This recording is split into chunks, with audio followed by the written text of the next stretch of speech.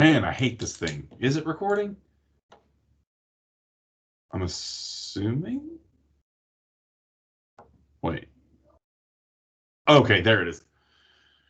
Yeah, I still can't get YouTube to work. It's driving me nuts. At least I can post these videos to YouTube later. So, how are you guys? I'm not gonna lie. I'm not sleeping very well at night because my dog keeps waking me up to go outside because he doesn't understand that you shouldn't drink a ton of water before bed. And it's just he just sits there and he looks at me with these gigantic puppy dog eyes. He's like, Master, I need to go outside and bark at the neighbor's dog and pee on the fence some more. Anyway, my neural capabilities are extremely low right now, as you can imagine. 4 times last night. I'm gonna have to put him in a kennel. Um, Anyway, earlier this week, I asked you guys to go online and try to find me a lie. And I haven't quite gotten the chance to go and look at those posts and give you credit for them yet because I'm trying to grade the eco narratives. So all these things are in transit right now. What I want to do today is I want to kind of follow up on this idea a little bit. I want to talk about the information diet and how do we develop for ourselves a better information diet. Because I think this is something that's actually worth cultivating a little bit in a class. And it's something we don't teach very much.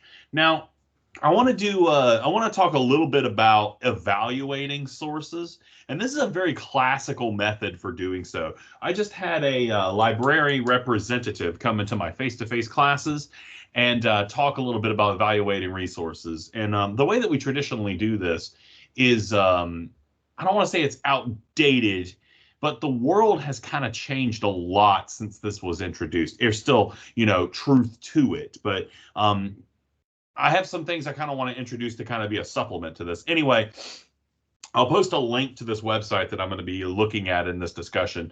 But there's something that the academics like to share called the CRAP test. And yes, you heard me right, the CRAP test. And that's spelled CRAAP. This is supposed to be a general way to tell if a source of information is reliable or not. And it's, you can do this very, very quickly. CRAP in this case stands for currency. Now, again, it's interesting how much the information ecosystem has changed because when I was in grad school, we were forced oftentimes to use some pretty old sources, especially if we were talking about older pieces of literature. But currency, especially in the modern age, is extremely important. If you're talking about viral studies or science or architecture or criminal justice, you typically don't want to rely on something that is very, very old unless you're very purposefully trying to do so, right? Most of the fields of discussion have a current conversation that's extremely important. And if you're trying to participate in a conversation about a topic, you want to be relevant. You don't want to be just rehashing old ideas. So currency is one of the very first things to keep in mind when you're looking at whether or not a source is reliable. Relevance. Is the information in it important? Is it pertinent to what you're talking about? That's a weird one because, like, why would you even be like questioning the adequacy of a source if it's not even about what you're talking about? I guess, in this case, I'm reading this off the website. This is not all just coming from my beautiful brain, but things like the intended audience, appropriate level, variety of sources is interesting. Authority, that's interesting. So we've got currency, relevance, and authority. Being able to tell the author and the publisher, all that stuff is extremely important because we want to know where information's coming from, right? We want to know who is giving us this material. There's a lot of bad or biased actors out there who have particular agendas. Now, this doesn't necessarily mean that you can't use information that is potentially tainted as long as you're aware of what of the possibility of that like what's the word I'm looking for here? I'm kind of using disease vectors a lot because that's just where I think a lot of our minds are right now. But if it's like a contaminated source, as long as you're aware of what it may have contaminated it, it still could theoretically be useful, right? Especially if we're trying to look actively for the perspective of others. But, if we're looking for the pure reliability of a source, authority is something we need to call into question. Is the person that's giving us this information, do they have the qualifications? Do they have the education to actually be speaking about the material on hand? Accuracy. You need to be able to verify stuff, right? The things that they're saying. Can you verify that? And this is something I'm going to talk about in a minute. When you look around, is that information verified? Is it consensus, right? Is there stuff about the claims that, rings to truth? Can you check it, right? And finally, purpose. What exactly is the author trying to accomplish with this thing?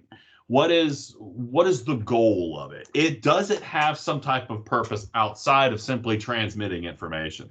And that's where things really get tricky, isn't it? Because oftentimes, even when we're trying to, evaluate or look at sources that are supposed to be scholarly, there is a purpose there. And a lot of people think that for a secondary source, again, I need to define that. I will in a minute. For a truly objective, like fair source, there should be no purpose to it, right? It should just be data. But oftentimes, when we see pure data transmitted like that, it's very, very boring, right? It doesn't have a lot of flair to it. And in a lot of ways, our news, our media now is packaged in a way not necessarily to rely on the pure factualness of information, but the perspective that's packaged with it. We like drama with our information. We like a story. We're human. We want some type of purpose behind it, which is kind of problematic when we look at things that are supposed to be objective. The point I'm trying to make with all this is the CRAP test is pretty useful when you're considering the value and the authenticity, whether something is, worthy of using in your paper. But finding stuff that passes all these tests is going to be pretty difficult. And I think we have to take a little bit of a different attitude towards it. Now,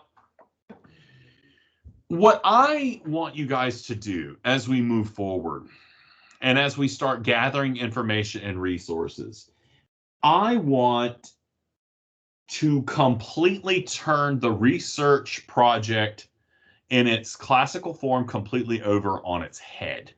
I want to force you guys to go at this from a perspective that is completely and totally different. And here's what we're going to do instead. And I've actually seen this done in some classes before. So it's different in the sense that we're getting away from a very, very old-fashioned way of doing research.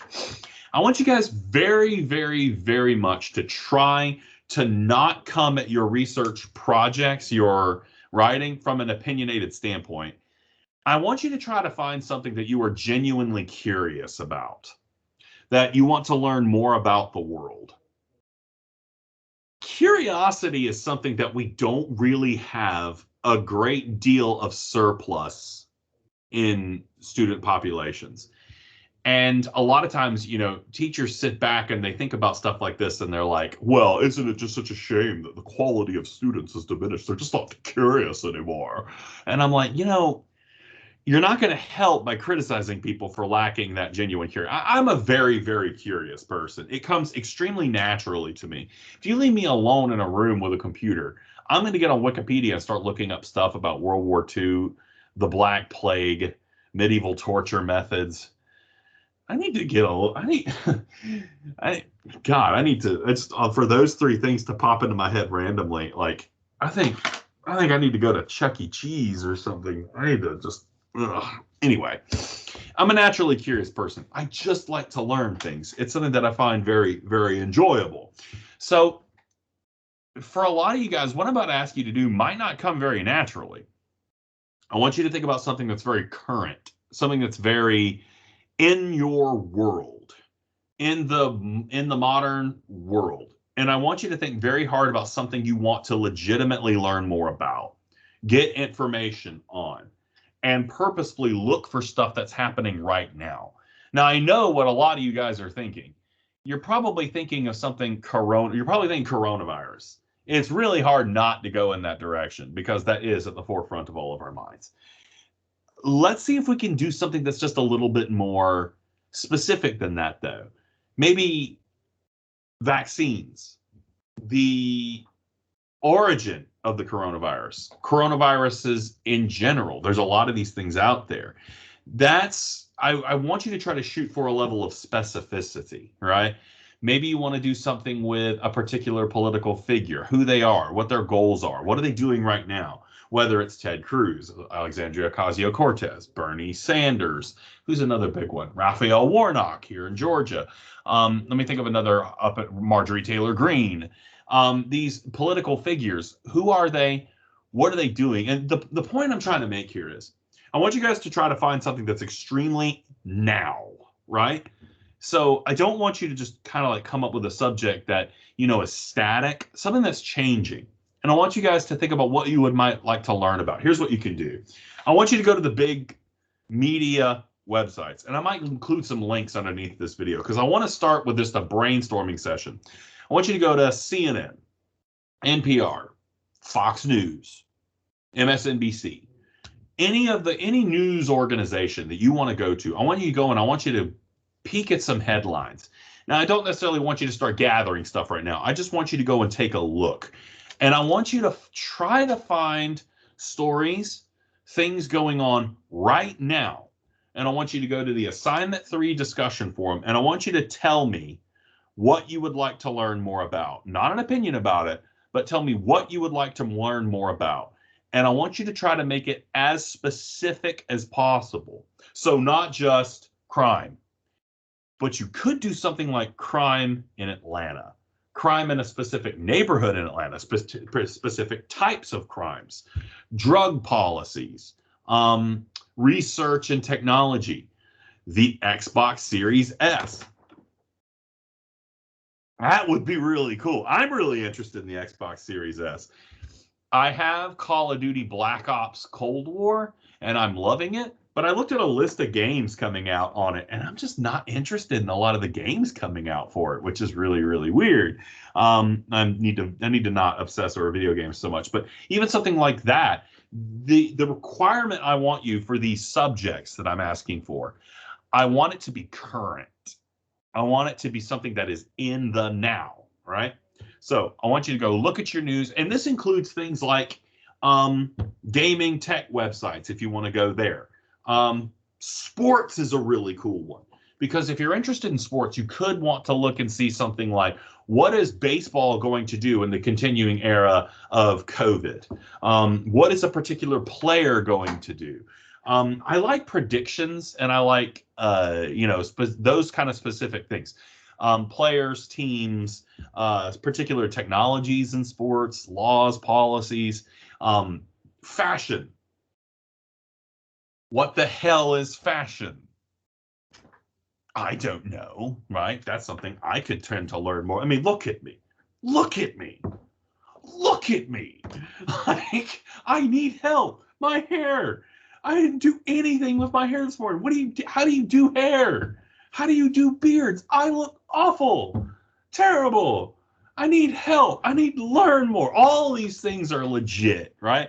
And we can do research on these things, and we can try to find, we can make a library of sources that we could go to learn more about these topics. But the first thing that we have to do is we have to go out and we have to find it. So for your response to this video, I want you to just go look at some news, go out there and try to find something you legitimately would like to learn more about. Give me 4 or 5 sentences as a post in the discussion forum, and we might try to go from there. I'm anxious to see what you come up with. You see Morty back there? Well, I like my Rick and Morty. My wife got me those. I'm having way too much fun with the backgrounds. Now, maybe I'll get my dog back there at some point. In any case, hope things are going well for you guys. And I can't wait to see what you come up with as far as research topics are concerned. And yeah, sweet.